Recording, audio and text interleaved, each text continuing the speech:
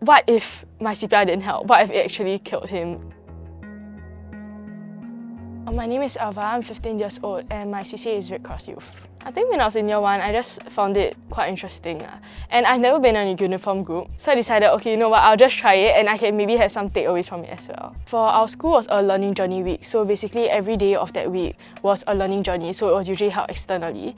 But for that day, it was held within RJS because there was a career talk going on. I was actually on my way to the MRT at Novena MRT, yeah. And then I saw a few, like maybe just a small crowd gathering. And then out of curiosity, I just went over to look. And then I saw a man that collapsed on the floor. There was a thought that crossed my mind, like, should I go up to help? But I think at that point of time, I was a bit hesitant because to me it was like, if I go up to help, it will seem really weird because I'm just a student. And so it should be a medical professional going up and not just a student. So what happened was that I was in a really big dilemma and I even considered leaving at that time.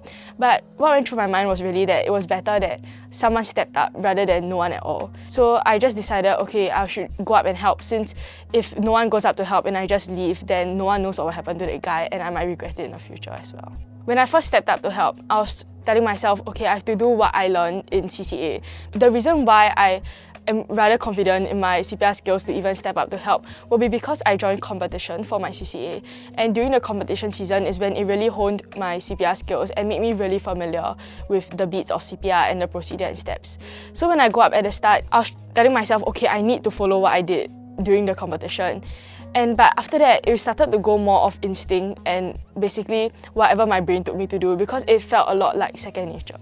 And I think it's also because before the competition, I was really scared that I got the rhythm of the CPR wrong. So every day when I come to school and when I leave school, I'll be listening to 110 BPM in my earpiece to really get myself used to that beat, so it becomes muscle memory kind of thing. Right after that, when the ambulance came over, I had to hand over to the paramedics. So I told them my name, my phone number, contact details, and what I assumed had happened to the casualty.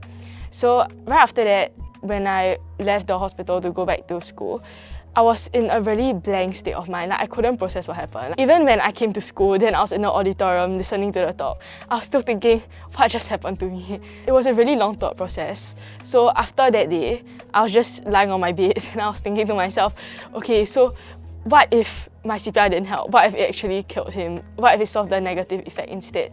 And then it slowly went to, actually, what if it saved him? So I was pondering between both sides, like whether I saved him or whether it actually did the opposite effect as I wanted it to. Don't be scared, just go up to help.